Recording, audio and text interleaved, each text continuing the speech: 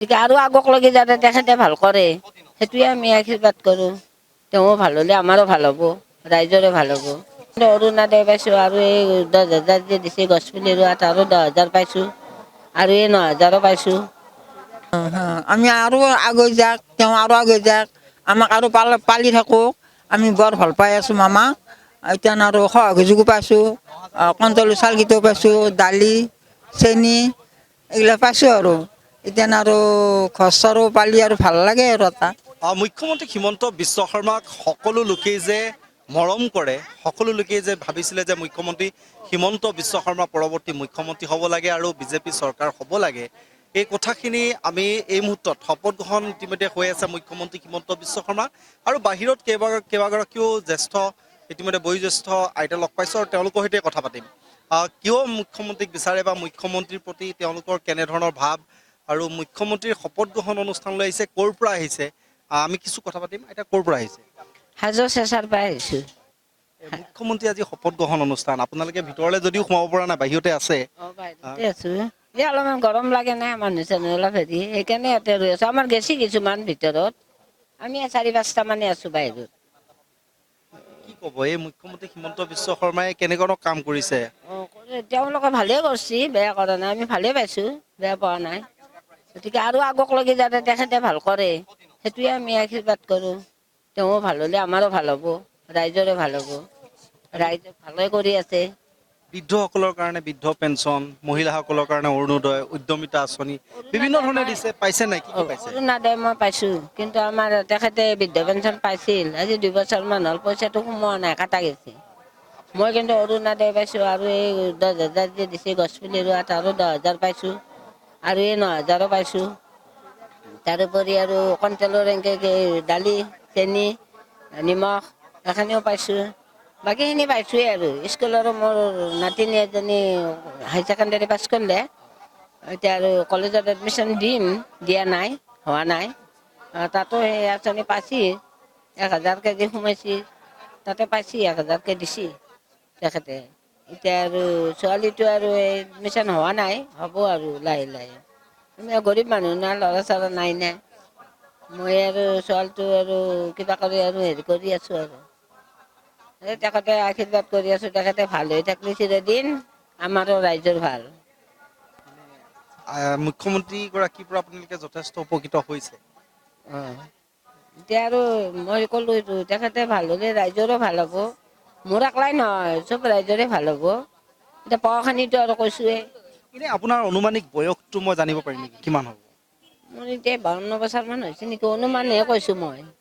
মোৰো ইমান হিচাপ নাই না, নাজানো। 52-53 মান হৈছে। আন আইতাকেইগৰাকীও আছে, আমি তেওঁলোকৰ ওচৰলৈ যাম। আইতা একে জেগাৰ পৰা আহিছে নেকি? একে জেগাৰ পৰা আহিছোঁ আমি। কি ক'ব, মুখ্যমন্ত্ৰী আজি শপত গ্ৰহণ কৰিছে, দ্বিতীয়বাৰৰ বাবে হিমন্ত বিশ্ব শৰ্মা আকৌ মুখ্যমন্ত্ৰী হৈছে। আমি আৰু আগুৱাই যাওক, তেওঁ আৰু আগুৱাই যাওক, আমাক আৰু পালি থাকক। আমি বৰ ভাল পাই আছোঁ মামাক। এতিয়া আৰু সহযোগো পাইছোঁ, কণ্ট্ৰলৰ চাউলকেইটাও পাইছোঁ, দালি চেনি এইগিলা পাইছোঁ আৰু এতিয়া আৰু ঘৰ চৰো পালি আৰু ভাল লাগে আৰু এটা। ঘৰ পোৱা নাই? ঘৰ পোৱা নাই। অৰুণোদয় অৰুণোদয় পাইছোঁ। এতিয়া কাটা বুলি শুনিছোঁ, কি হ'ব ক'ব নোৱাৰোঁ আৰু। আজি 2 মাহ হ'লে কাটা বুলি শুনিছোঁ, এতিয়া আৰু ক'ব নোৱাৰোঁ আৰু কি কৰে আৰু। কিহত আহিলে মুখ্যমন্ত্ৰী ইয়ালৈ? বাছ গাড়ী আনিছে, বাছত পাইছোঁ। ভিতৰলৈ যোৱা নাই? ভিতৰলৈকে যোৱা নাই আৰু কেইটামান গেছি, কেইটামান ৰৈছোঁ আৰু এনেকৈ আছে দে আৰু এতিয়া কি কৰিবি আৰু এনেকৈ আৰু তেওঁ আগন্তুক সময়ত মুখ্যমন্ত্ৰীগৰাকীয়ে কেনেধৰণে কামবোৰ কৰিব লাগে বুলি ভাবে? কামবোৰ আৰু চব আৰু ভালকৈ তেওঁ পালক, ভালকৈ আগুৱাই নিয়ক মানুহখিনিক, সেইটো ভাল জানো আৰু। মুখ্যমন্ত্ৰীগৰাকীৰ নেতৃত্বত যেতিয়া উচ্ছেদ চলে, উচ্ছেদ দেখিছে চাগে কেনেদৰে ঘৰ চৰবোৰ ভাগে, যিবোৰ সত্ৰৰ মাটি বেদখলকৃত হৈ আছিলে বুলি কয়, সেইবোৰ মুকলি কৰা বুলি কয়, এই কামবোৰ ভাল বুলি ভাবে নে বেয়া বুলি ভাবে? তাৰমানে মানুহখিনি খেদি পেলাই আৰু সেই ভাল কাম কৰে, তেওঁ যোনটো ভাল দেখে আমি সেইটোতে আছোঁ আৰু তেওঁ যি ভাল দেখে সেইটো কৰিছে। আমাৰ মতেতো নহ'ব, তেওঁ যি ভাল দেখছি যেনেকৈ আগুৱাই যাব পাৰিছে, ভাল দেখে অসমীয়াক কেনেকুৱা কি পাইছে, কেনেকুৱা ধৰণৰ? কি পাইছোঁ মানে আৰু যিখিনি পাব লাগে পাইছোঁৱেই।